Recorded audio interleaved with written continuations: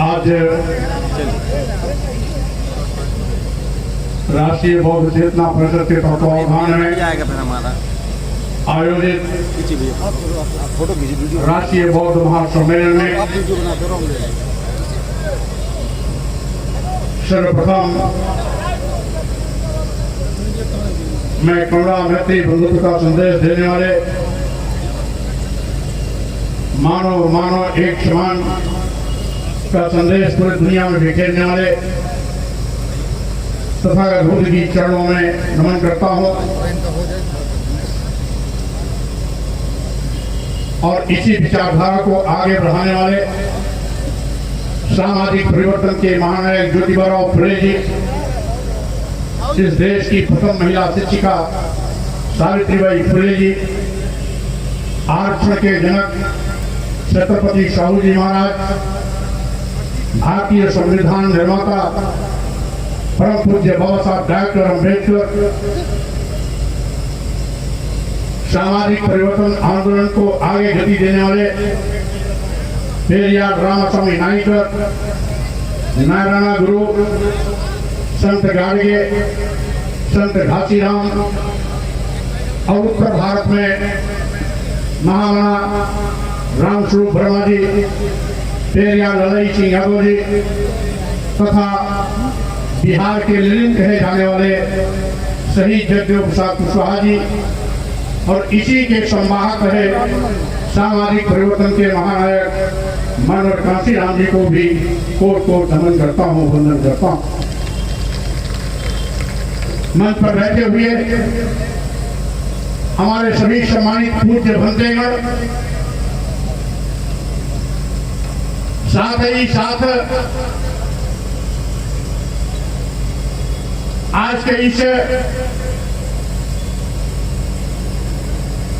कार्यक्रम की अध्यक्षता कर रहे सम्मानित आरपी चौधरी जी, उद्घाटनकर्ता के रूप में उपस्थित जी के वर्मा जी, अभी आपको संबोधित किए हैं आपके प्रिय नेता, पूर्व मंत्री, पूर्व सांसद माननीय विशंबर निषाद जी, अभी अभी आपको संबोधित कर रहे थे हमारे सम्मानित पूर्व विधायक भाई राम सिंह निर्मल जी, मंच पर विराजमान पूर्व विधायक माननीय सतीश जितारिया जी, हमारे पूर्व सम्मानित मंत्री वरिष्ठ नेता भाई शिवशंकर पटेल जी, सम्मानित जिला अध्यक्ष भाई मधुसूदन कुशवाहा जी, हमारे महोबा के वरिष्ठ सहयोगी भाई हरि सिंह वर्मा जी, आज के कार्यक्रम के मुख्य आयोजक की भूमिका निभाने वाले प्रखर बौद्ध विचारक भाई कैलाश बौद्ध जी, कार्यक्रम के संरक्षक के रूप में इस कार्यक्रम को सफल बनाने में अहम भूमिका निभाने वाले भाई मान सिंह पटेल जी, भाई गजेंद्र सिंह पटेल जी, भाई वरिष्ठ साथी मेघनाथ खंगार जी, हमारे वरिष्ठ नेता साथी भाई आत्माराम यादव जी, साथ ही साथ फतेहपुर के हमारे सम्मानित चेयरमैन भाई राजकुमार मौर्य जी, नरैनी के चेयरमैन भाई हरिश्चंद्र सोनकर जी, हमारे बीच में उपस्थित शालिनी पटेल जी, केपी गोरी जी, संजय कबीर जी, हृदय बौद्ध जी, उपेंद्र गौतम जी, अर्चना सिंह पटेल जी, मनीला सिंह रौली जी, गजेंद्र सिंह कुशवाहा जी और इसी के साथ साथ हमारे बीच में उपस्थित हमारे रामपाल प्रजापति जी, अनुराधा गाड़िया जी, उमा कुशवाहा जी, धर्मेंद्र सिंह खंगार जी, बद्री कुशवाहा जी, कालका वाल्मीकि जी, विजय करण जी, शिव नरेश यादव जी, किरण यादव जी, स्वरूपा सिद्दीकी जी, पवन कुशवाहा जी, पंकज सिंह जी, राम सिंह जी, सुभाष सिंह पटेल जी, दिनेश कुमार निरंजन जी, रमाकांत रंजन जी। और कार्यक्रम को जब मैं आया तो संयुक्त रूप से उसका संचालन कर रही थी हमारे सम्मानित साथी भाई उदय भान जी, और साथ ही साथ बहुत ही प्रखर महिला वक्ता के रूप में लाइट बंद कर दो अभी आपको संबोधित कर चुकी है और संचालन भी कार्यक्रम का बीच बीच करती रही मौसमी कावकारी जी। इसी के साथ ही साथ बहुजन जागृत जत्था के हमारे सभी संगीत मंडली के कलाकार साथीगण, दूर दराज से आए हुए सभी सम्मानित भाइयों बहनों, नौजवान साथियों, पत्रकार बंधुओं, साथियों,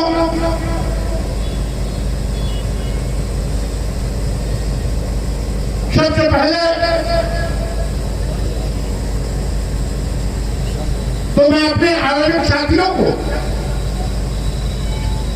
इस बात के लिए बधाई और शुभकामना देना चाहता हूं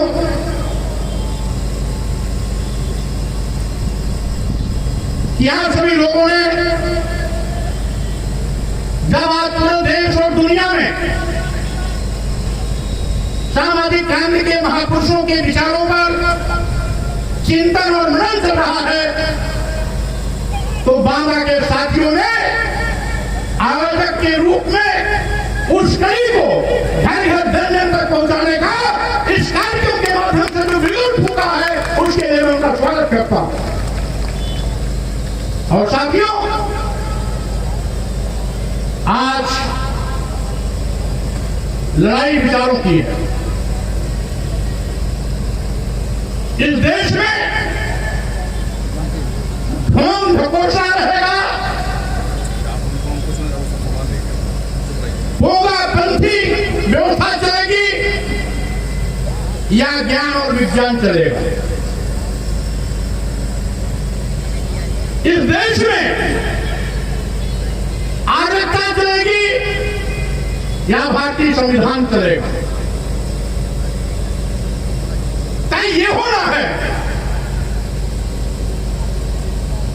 कि आज लंबे अरसे बाद जिनको कभी हमारे सामाजिक परिवर्तन के महापुरुषों ने हमें सावधान करने के लिए एक लंबी लड़ाई लड़ी थी, उनकी लंबी लड़ाई का नतीजा है कि आज हम सम्मान स्वाभिमान के साथ खड़े हैं।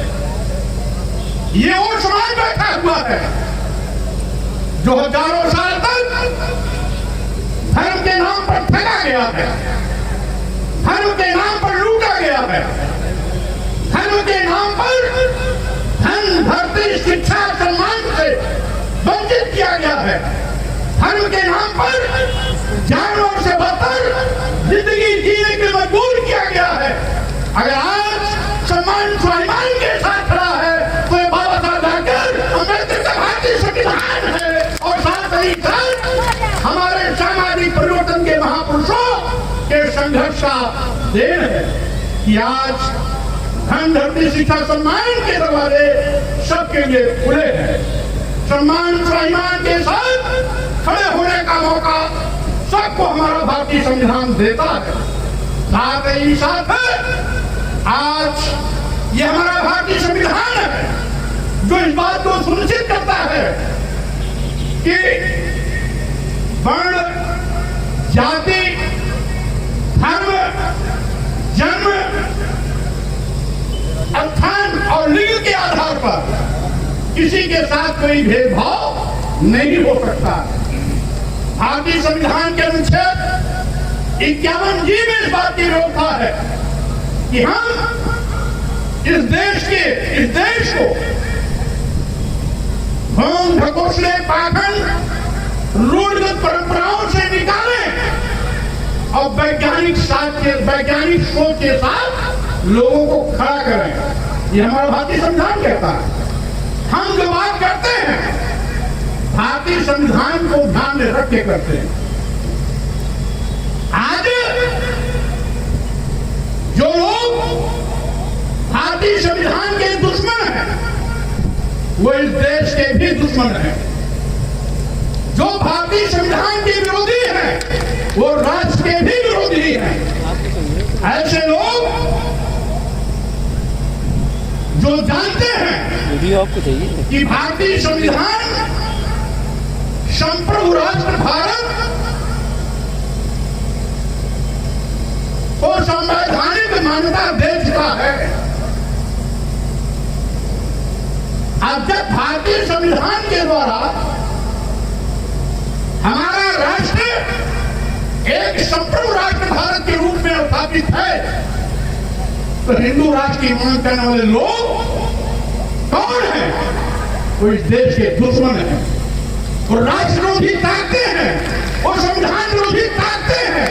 जो संविधान के विरोध में बात करेगा, जो भारत संप्रभु राष्ट्र के विरोध में बात करेगा, वो भारत का हितैषी नहीं है, वो संविधान का हितैषी नहीं है। इसलिए ऐसे संविधान विरोधियों को भूल दिलाने के लिए आपको सीधे तान की तरह होना पड़ेगा। उधर घूम रहे हैं। मैं ये भी कहना चाहता हूं साथियों, आज जब हम विज्ञान की बात करते हैं, हम ज्ञान की बात करते हैं, ये कौन सी नई बात है?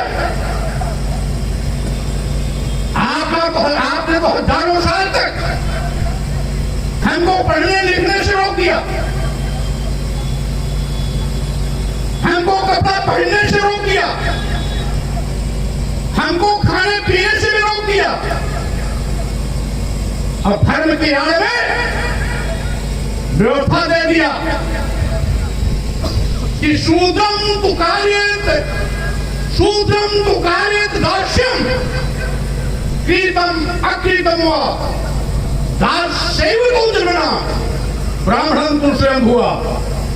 ये मनुस्मृति कहती है, ये स्वामी प्रसाद गौड़ा नहीं कहते, ये मनुस्मृति कहती है कि शूद्र गुलामी के लिए पैदा हुआ है, चाहे बेगारी में गुलामी करे, चाहे कुछ पैसा लेके गुलामी करे। ब्राह्मण तो स्वयंभू ताकत है, उसको कुछ करने की आवश्यकता नहीं है, ये मनुस्मृति कहती है। और भारतीय संविधान क्या कहता है? भारतीय संविधान कहता है इस देश में रहने वाला हर नागरिक समान है, बराबर है, न कोई ऊंच है, न कोई नीच है, न कोई छोटा है, न कोई बड़ा है, सबका समान स्वाभिमान एक जैसा है। इसलिए सबको समान और स्वाभिमान के साथ रहना। आप तो एक और विशेष की बात करते हो। भारतीय संविधान पूरे देश के 140 करोड़ लोगों के सम्मान की बात करता है। आप तो कुछ धर्म के नाम पर धंधा चलाने वालों की वकालत करते हो। भारतीय संविधान अपने खून पसीने से इस देश को रोटी खाने और खिलाने वाले किसानों मजदूरों की बात करता है, गांव में रहने वाले दुकानदारों की बात करता है, और साथ ही साथ आज हर व्यक्ति के सम्मान की बात करता है। भारतीय संविधान वो एक ऐसा सबके अधिकार का संरक्षक के रूप में अपनी भूमिका निभाता है। और आप तो धर्म के नाम पर केवल ठगते हो। हमने कभी कोई नई बात तो नहीं की, अभी राम सिंह ने जिक्र किया, हमने तो इनकी कलाई खोलने की कोशिश की कि तुम हमें धर्म के नाम पर हजारों साल तक धन धरती शिक्षा सम्मान से वंचित किए थे, हमारे सम्मान स्वाभिमान से खिलवाड़ किया था, हमें गुलाम बना के रखा था। और आज जब सामाजिक परिवर्तन के महापुरुषों ने आंदोलन करके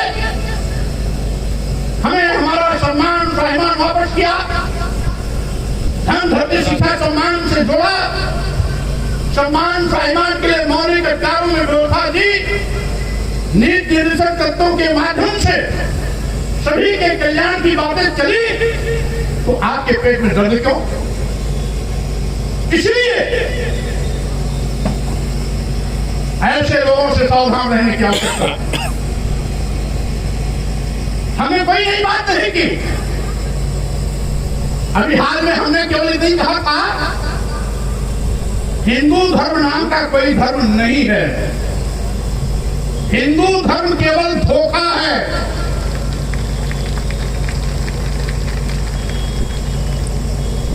और जब हिंदू धर्म धोखा है तो धर्म क्या है? और ये चीज मैंने नहीं कही, माननीय सर्वोच्च न्यायालय ने 1995 में भी बता दिया कि हिंदू धर्म कोई धर्म नहीं, ये लोगों के जीवन की एक शैली है। तब तो चिड़िया क्यों नहीं की? देश के माननीय प्रधानमंत्री नरेंद्र मोदी जी ने अमेरिका में भी बोला और इस देश में भी बोला कि हिंदू धर्म नाम का कोई धर्म नहीं, बल्कि लोगों के जीवन जीने का एक कला। मोहन भागवत जी ने भी बोला, एक बार नहीं 2 बार बोला कि हिंदू धर्म कोई धर्म नहीं है, ये लोगों के जीवन जीने की व्यवस्था। अभी 20-25 दिन पहले एक मीडिया कॉन्क्लेव में केंद्रीय परिवहन मंत्री गडकरी जी ने बोला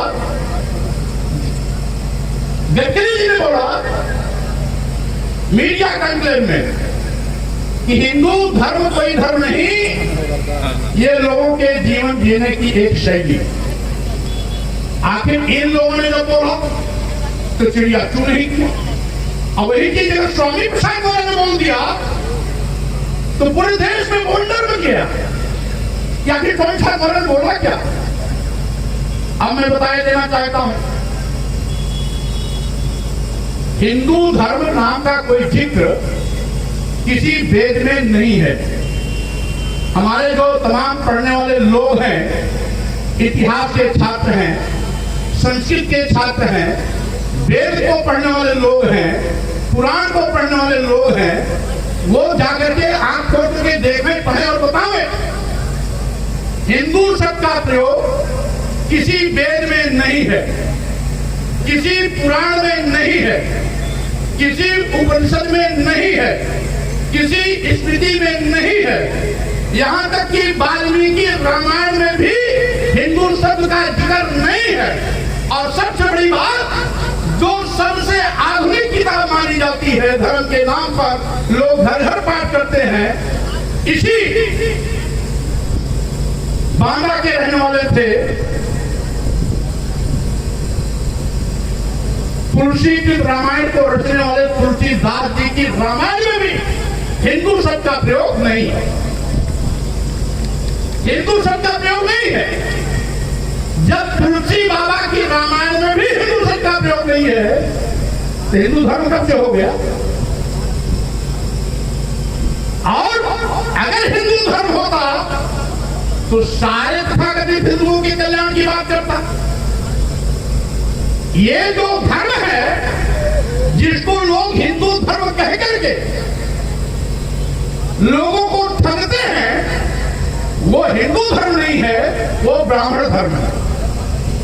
क्योंकि ब्राह्मण धर्म में ब्राह्मण की ही सम्मान की बात की गई है, चाहे मनुस्मृति हो। जैसा कि मैंने अभी कहा कि ब्राह्मण तो स्वयं हुआ, वो एक स्वयंभू ताकत है, उसको कुछ करने की आवश्यकता नहीं है, यह मनुस्मृति कहती है। और ये जो वर्ण व्यवस्था है, वर्ण व्यवस्था ऊपर से नीचे की ओर चलती है, ये समानांतर नहीं चलती, वो ऊपर से नीचे की ओर चलती है। तो जो सबसे ऊपर है वही केवल ऊंच है, और उसके नीचे जितने भी अन्य हैं वो सभी नीच हैं। अंतर नीच होने की कैटेगरी में अंतर हो सकता है। कोई 1 फीट नीच है, कोई 2 फीट नीच है, कोई 3 फीट नीच है, लेकिन नीच सभी है। ऊंच है तो केवल एक ऊंच है, जो सबसे ऊपर है ब्राह्मण। और शेष सब नीच, क्षत्रिय भी नीच है, वैश्य भी नीच है, शूद्र भी नीच है। अंतर केवल इतना है कि क्षत्रिय 1 फीट नीच है, वैश्य 2 फीट नीच है और शूद्र 3 फीट नीच है, लेकिन ये सभी नीच है, ऊंच केवल ब्राह्मण है। ये मनुस्मृति कहती है। और यही नहीं साथियों, क्षत्रियों के विषय में भी तमाम पिछड़ी जात के लोग क्षत्रिय बनने के शौक में ऐठे ऐठे घुमा करते हैं। तमाम पिछड़ी जात के लोग क्षत्रिय बनने के दम में, जब अनुसूचित जात की सूची बन रही थी, साइमन कमीशन सामाजिक शैक्षणिक पिछड़ेपन पर के आधार पर आरक्षण देने के लिए सूची तैयार कर रहा था, तो पिछड़ी जात के लोग उस समय आर्य समाज के मकर जाल में फंसकर क्षत्रिय बनने की होड़ में चल रहे थे। कोई यदुवंशी क्षत्रिय बन रहा था, कोई पूर्ववंशी क्षत्रिय बन रहा था, कोई कुशवंशी क्षत्रिय बन रहा था, कोई लोधा राजपूत क्षत्रिय बन रहा था, कोई पाल बघेल क्षत्रिय बन रहा था। सारे के सारे लोग क्षत्रिय बन रहे थे।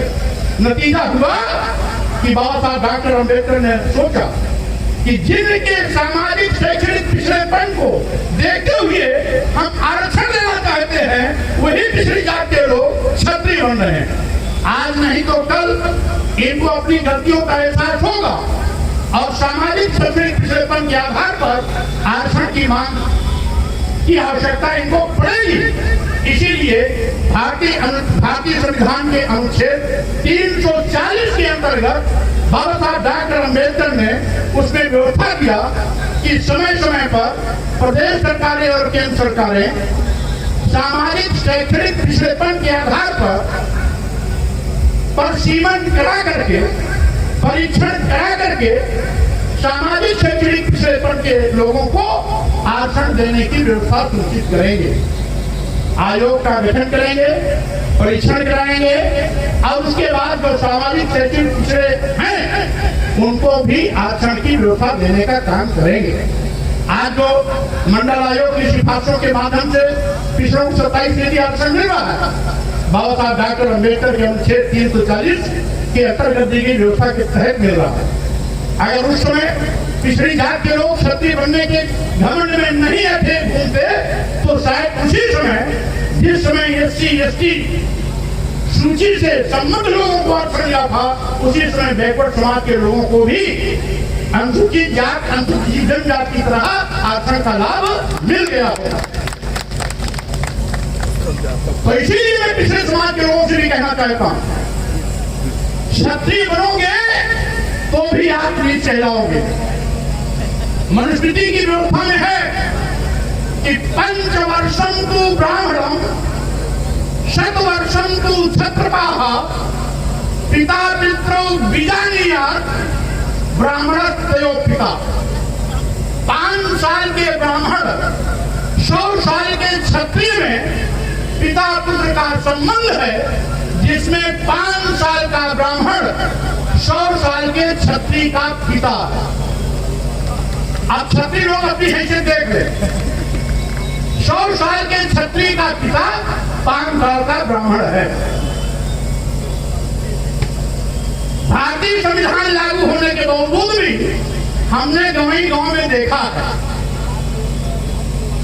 बाबू साहब कितनी बड़ी ताकत वाले क्यों न हो, 200-400 एकड़ की काश्तकारी क्यों न हो, 1 एकड़ 2 एकड़ में उनका राजमहल क्यों न हो, लेकिन दरवाजे पर अगर भिखारी ब्राह्मण का बच्चा भी आता है तो बाबू साहब निकलेंगे, तो बाबू साहब को भिखारी कभी प्रणाम नहीं करेगा, वो कहेगा बाबू साहब की जय हो। आशीर्वाद मुद्रा में बोलेगा बाबू साहब की जय हो, राजा साहब की जय हो। कभी बाबू साहब प्रणाम, राजा साहब प्रणाम नहीं बोलेगा। यह मनुष्य की व्यवस्था है जिसमें 5 साल का ब्राह्मण 100 साल का क्षत्रिय का पिता होता है, और वही व्यवस्था आज भी सामाजिक संस्थानों में खड़ा पड़ा हुआ है, देखने को मिलता है, गांव में देखने को मिलता है। और तमाम बड़े बड़े ऐसे जो अपने को राजा साहब बाबू साहब बनने का दम भरते हैं उनकी भी हैसियत मैंने देखी है। ये मंत्री कहती है। अब तुलसी बाबा ने तो और हद कर दिया। इन्होंने तो इतना ज्यादा आगे चले गए कि जात सूचक शब्दों का प्रयोग करके नीचे हम कहना शुरू कर दिया कि ये बड़ा हम तेल तुम्हारा सुपत की रात कोल करवारा। ये कौन जातियां हैं?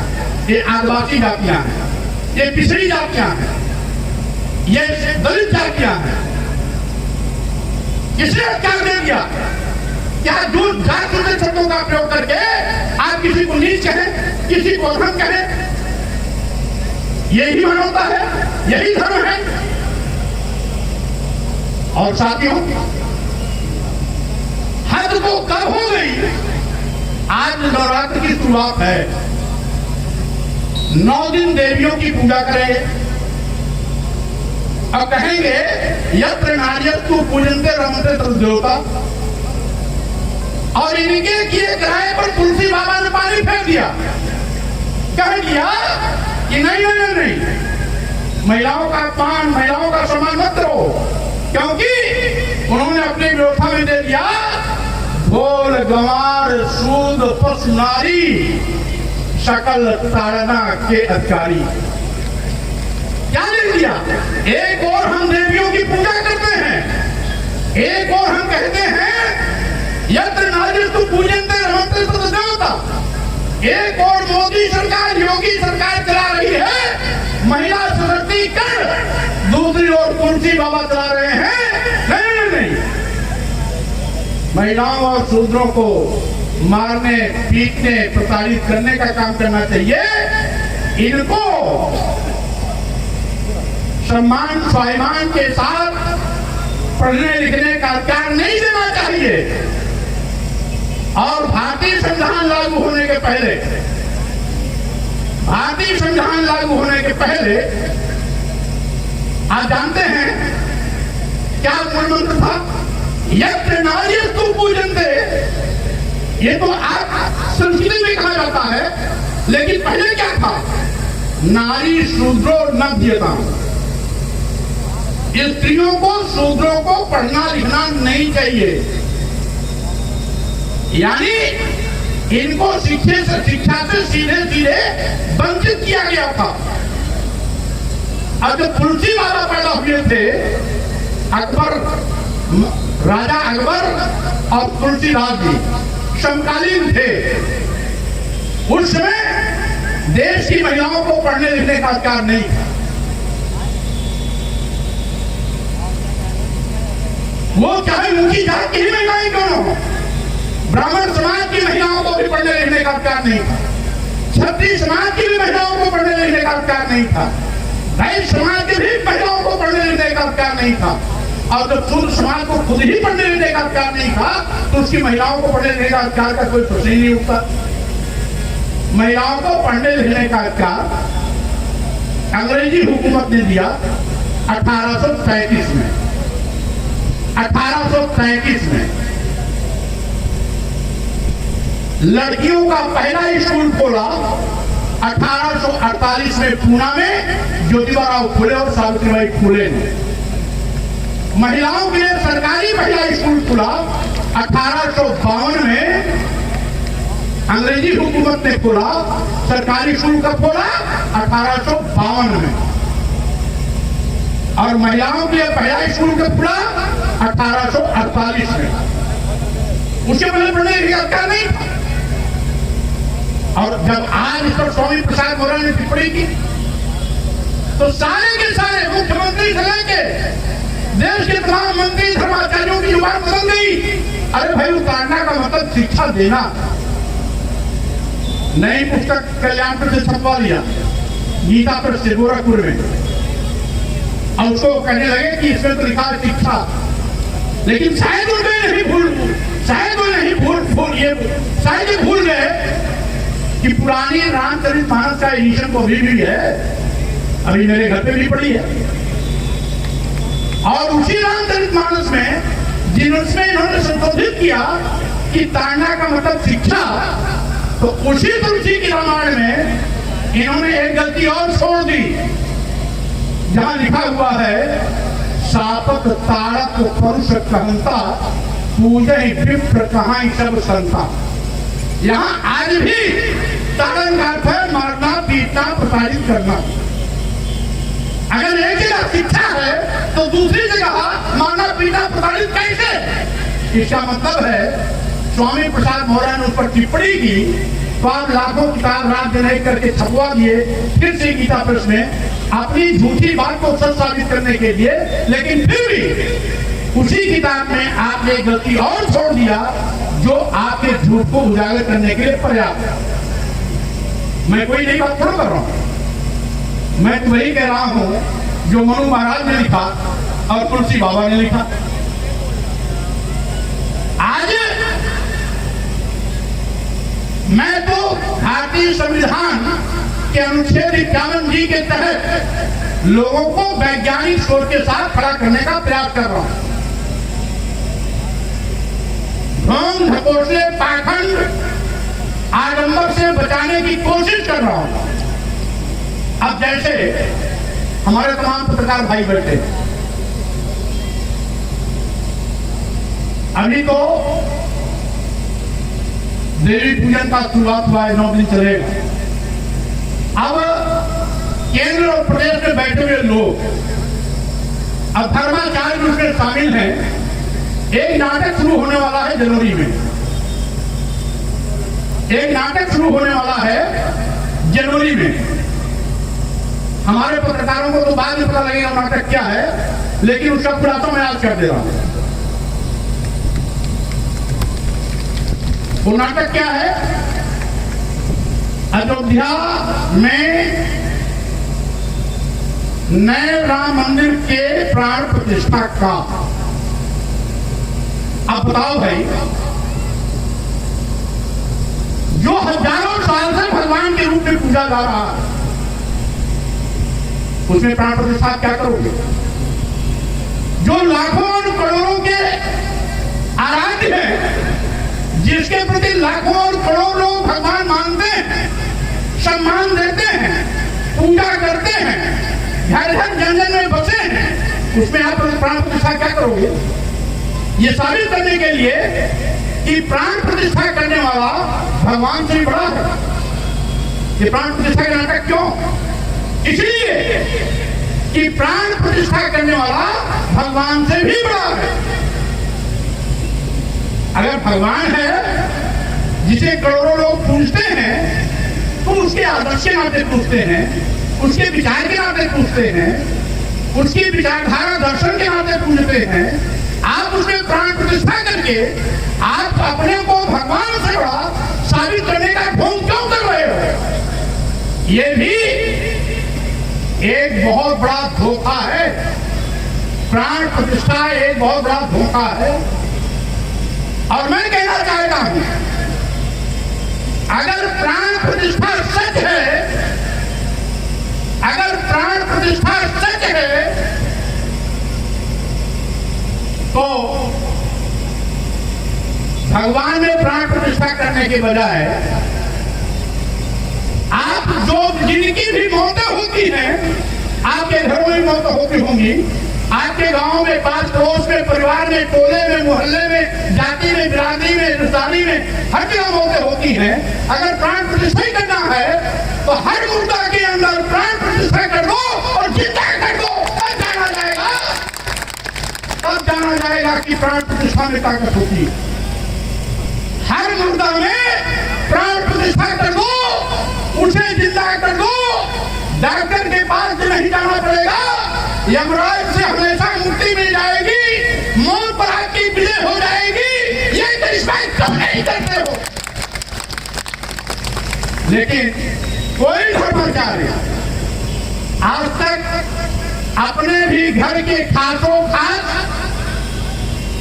सदस्य को भी मुर्दा से जिंदा नहीं कर पाया। मुर्दा से जिंदा नहीं कर पाया। इसीलिए मैं कहना चाहता हूं, प्राण प्रतिष्ठा एक धोखा है। प्राण प्रतिष्ठा के माध्यम से कुछ लोग अपने को भगवान से बड़ा इसीलिए प्राण प्रतिष्ठा की नौटंकी करते हैं।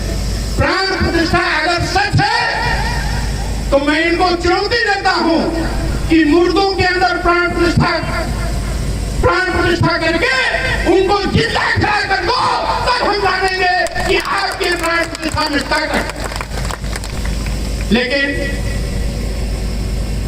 हमारे देश के माननीय प्रधानमंत्री जी प्राण प्रतिष्ठा में शरीक भी होंगे, क्योंकि लोगों की आंख में धूल झोंकना इनकी फितरत है।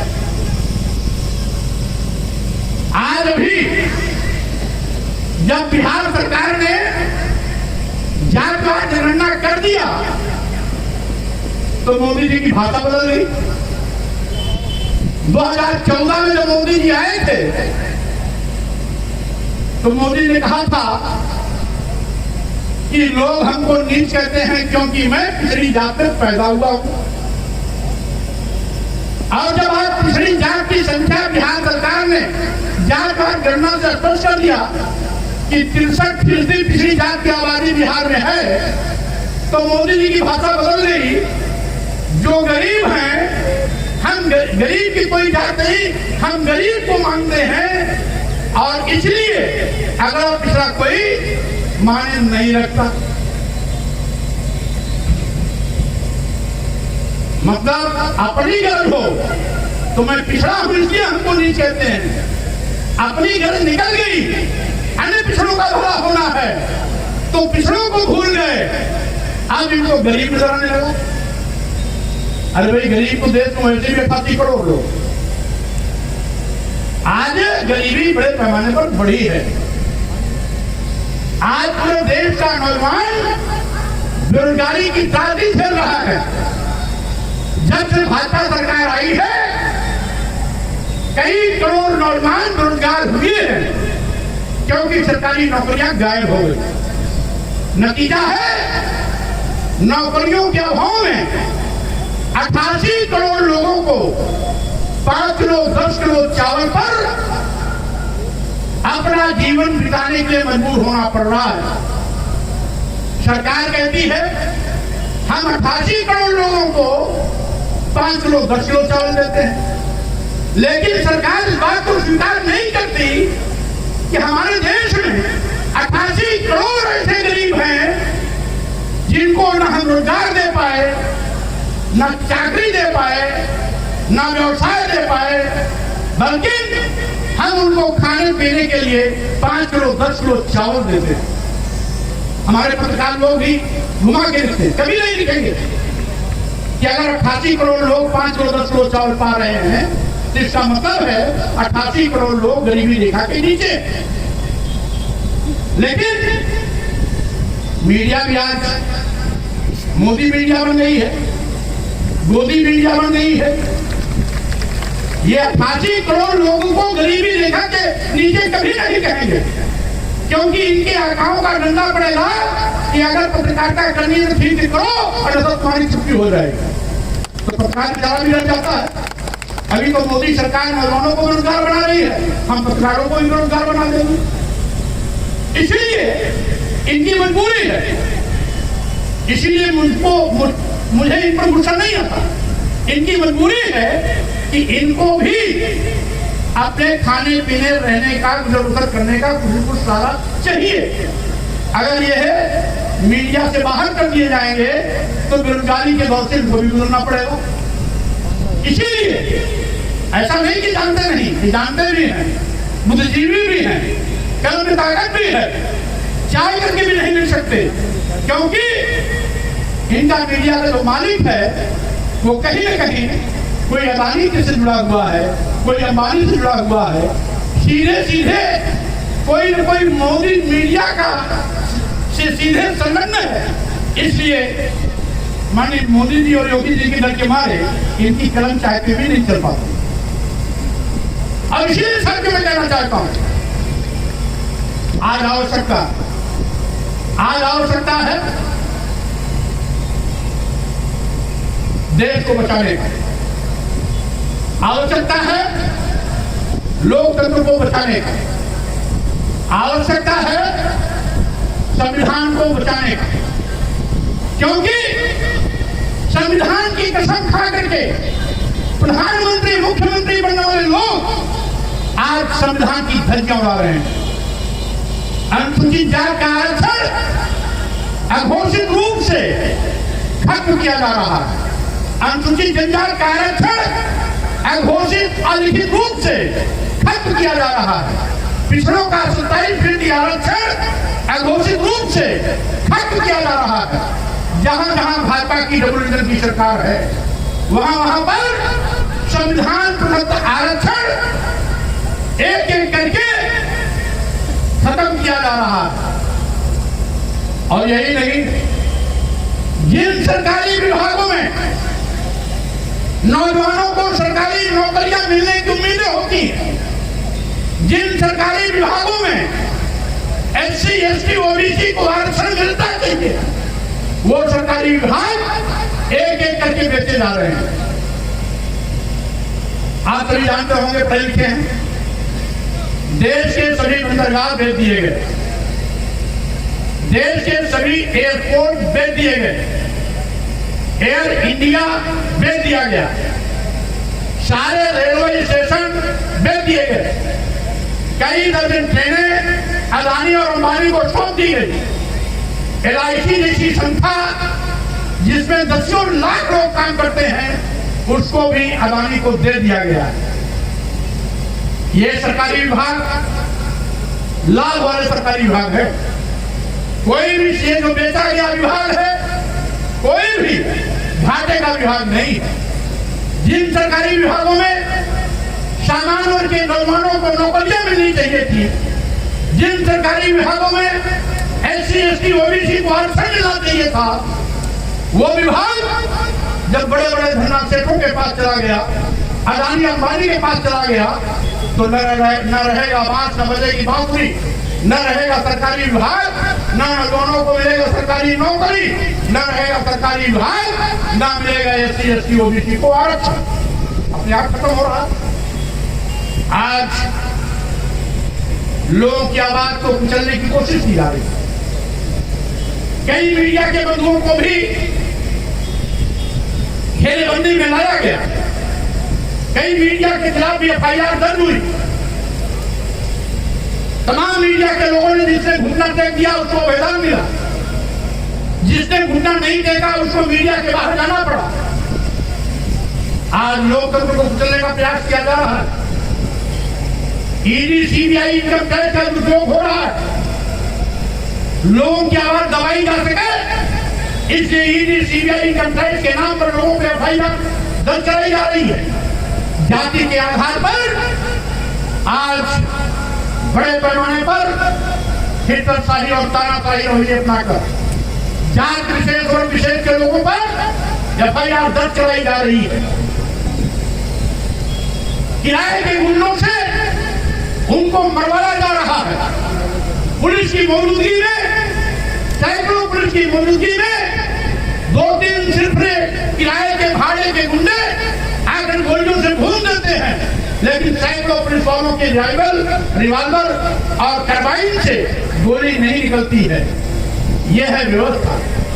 आज जाति और वर्ग के नाम पर लोगों पर झूठी FIR हो रही है, लोगों के घरों पर बुलडोजर चलाए जा रहे हैं, CBI, इनकम टैक्स, ED का दुरुपयोग हो रहा है।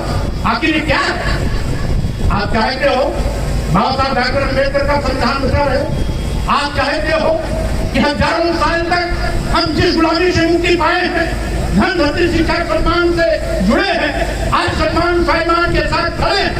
राष्ट्र के समान एक समान नागरिक आदर्श संहिता के मुताबिक हम सभी समान रूप से अपने सम्मान और स्वाभिमान के साथ खड़े हैं। क्या आप चाहते हो उस पर खतरा हो?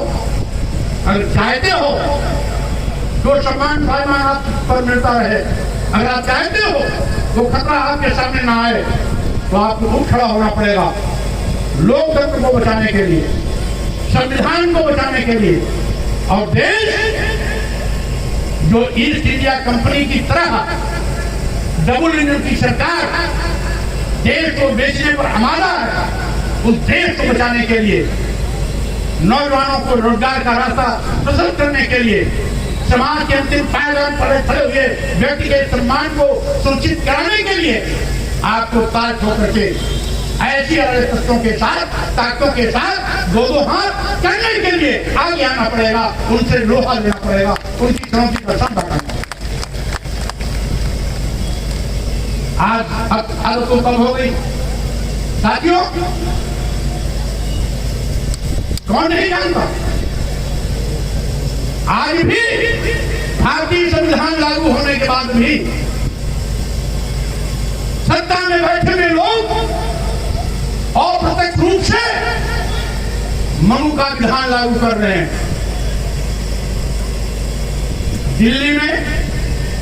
दिल्ली के जगन्नाथ मंदिर में इस देश की प्रथम नागरिक, संविधान प्रमुख, महामहिम राष्ट्रपति द्रौपदी मुर्मू को दिल्ली के जगन्नाथ मंदिर में मात्र इसलिए नहीं जाने दिया क्योंकि आदिवासी समाज में पैदा हुई है,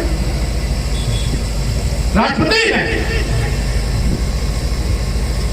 और उन्हीं के अधीन मंत्रिमंडल का एक मंत्री उन्हीं की मौजूदगी में गर्भगृह में जाकर पूजा करता है, क्योंकि वो नंबर 1 बिरादरी वाला, नंबर 1 पढ़ वाला व्यक्ति है। वो ब्राह्मण समाज का है, इसलिए मंदिर में जाके पूजा करता है। राष्ट्रपति आदिवासी समाज की है, इसलिए बैरिकेडी के बाहर रोक दिया जाता है। ये आज भेदभाव हो रहा है। भारतीय संविधान के रहते हुए मोदी सरकार क्यों गूंगी बहरी अंधी मंडल की तमाशा देख रही है? क्यों नहीं ऐसे बड़े पुजारियों के खिलाफ एफआईआर दर्ज करने का काम करती है? इसलिए कि सत्ता में बैठे हुए लोगों के मन में पाप, ये आज भी मनु का विधान चलाना चाहते हैं। यही नहीं, इनके पहले जो राष्ट्रपति थे महामहिम रामनाथ कोविंद जी, वो भी राजस्थान के ब्रह्मा मंदिर में दर्शन करने गए थे। वहां के पंडित और पुजारियों ने भी उनको ब्रह्मा के मंदिर में जाने से रोक दिया। सीढ़ी पर माथा टेकर के लौट आए थे, क्योंकि वो भी दलित समाज थे। यही माननीय प्रधानमंत्री जी थे उस समय भी, यही प्रधानमंत्री आज भी हैं जब राष्ट्रपति द्रौपदी मुर्मू को अपमान के क्रम में घूस पीने पड़े। यही महामहिम प्रधानमंत्री उस समय भी थे जब एक दलित राष्ट्रपति के रूप में रामनाथ कोविंद जी को ब्रह्मा के मंदिर में जाने से रोक दिया गया था। यही सत्ता में बैठे हुए लोग 2017 में मुख्यमंत्री आवास खाली करने पर अखिलेश यादव ने जब मुख्यमंत्री आवास खाली किया, यही जमुई इंडियन की सरकार के लोगों ने उसको पहले गोमूत्र से धुला, उसके बाद गंगाजल से धुलवाया। क्यों? अगर अखिलेश यादव ब्राह्मण समाज के होते तो शायद अखिलेश यादव द्वारा खाली की गई मुख्यमंत्री आवास गोमूत्र और गंगाजल से नहीं धुलवाया गया होता। गोमूत्र और गंगाजल से इसलिए धुलवाया गया कि अखिलेश यादव पिछले समाज में पैदा हुए हैं, शूद्र समाज में पैदा हुए हैं, इसलिए धुलवाया गया था। ये विडंबना और जब स्वामी प्रसाद मौर्य जी इन संवैधानिक महत्वपूर्ण बातों को उठाते हैं तो धर्म के ठेकेदारों के पेट में दर्द होता है, बौखलाहट आती है। कोई कहता है स्वामी प्रसाद मौर्य का जो सर कलम करेगा उसको हम 51 करोड़ देंगे, 30 लाख देंगे, 30 करोड़ देंगे। कोई कहेगा ये तलवार मैंने 5 लाख में खरीदी है, जिससे मैं स्वामी प्रसाद मौर्य का सर अलग करूंगा। कोई कहता है जो स्वामी प्रसाद मौर्य का जीप काटेगा हम उसे 51 लाख, 21 लाख, 11 करोड़ देंगे। तो कोई कहता है जो उनका हाथ काटेगा, नाक काटेगा, कान काटेगा, हम उसको इतना करोड़ रुपए देंगे। आप क्या चाहते हो? यहाँ बैठे हुए लोग तय कर लो। जैसा कि अभी हमारे वक्ता ने इशारा किया कैलाश जी ने, ये 51 करोड़, 21 करोड़, 51 लाख, 21 लाख, 11 लाख, 11 करोड़ कहां से पैसा आता है? ये पैसा हम ही लोग चढ़ावे के रूप में देते हैं, दान के रूप में देते हैं, दक्षिणा के रूप में देते हैं, चढ़ावे के रूप में देते हैं। और कसम खा लो जो तुम्हारे सम्मान का दुश्मन है उसको एक कटी चवन्नी भी कभी तुम्हारे रूप में दान दक्षिणा नहीं देने का काम करेंगे। अगर तुम दान दक्षिणा देते रहोगे, चढ़ावा चढ़ाते रहोगे, मंदिरों पर दान हुआ हलवा देते रहोगे तो इनकी कौन मोटी होती रहेगी, दिमाग खराब होता रहेगा और इसी प्रकार से ये आपको अपमानित करने का काम करते रहेंगे और साथ ही साथ आपके लोगों का सरकलम करने का फरमान जारी करने का काम करते रहेंगे। इसलिए अगर चाहते हो कि आपके सम्मान स्वाभिमान की रक्षा हो तो सबसे पहले कसम खाओ कि हम ऐसे लोग जो बिना काम किए धोखा देकर धर्म के नाम पर लूट कर हमारे लोगों का संकलन करने का फरमान जारी करते हैं, आज से उनको दान दक्षिणा चढ़ावा मालपुआ हलवा देना बंद किया जाता है। इस बात का एहसास करो। आज ये परीक्षा की घड़ी है, मैं कहना चाहता हूं साथियों, और मैं जो कहता हूं और मैं नहीं कहता हूं, इन्होंने जो कहा है जो लिखा है मैं उसी को बोलता हूं और उसके सिवा कभी कुछ नहीं कहता। और ये तो एक ऐसी जगह है बांगा, चित्रकूट पहले इसी का हिस्सा था, चित्रकूट धाम भी है, वहां एक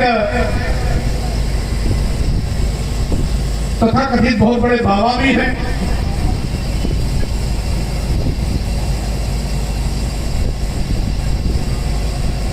और गद्दी से बोलते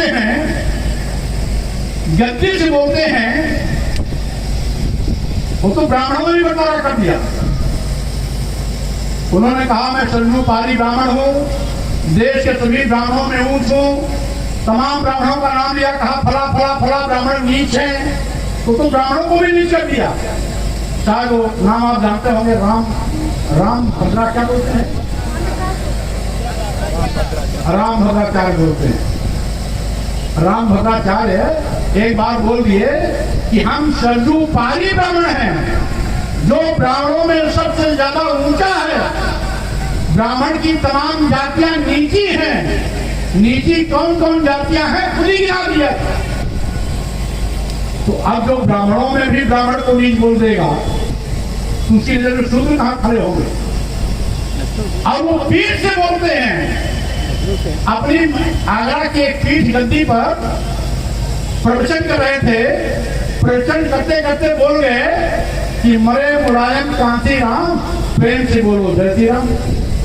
ये ऐसे संत हैं, आप इनको संत कहेंगे क्या? साधु महात्मा धर्माचार्य का यही गुण है कि हमारे महापुरुषों की मौत का मजाक उड़ाए और व्यास की गद्दी से बोले कि मरे मुलायम कांति राम, प्रेम से बोलो जय श्री राम।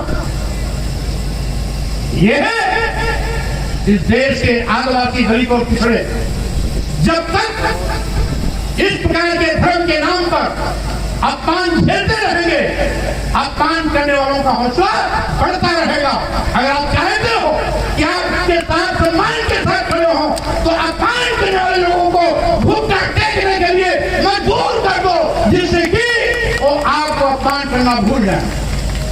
इसलिए साथियों, मैं केवल इतने कहना चाहूंगा, तथागत बुद्ध का दर्शन तो बहुत बड़ा दर्शन। आज भी दुनिया के 50 देश भगवान बुद्ध के रास्ते पर चलते हैं। आज भी दुनिया के तमाम देशों का राष्ट्रधर्मी बौद्ध धर्म है। हम बड़े खुशनसीब हैं कि भगवान बुद्ध इस भारत भूमि पर पैदा हुए। यहां तक कि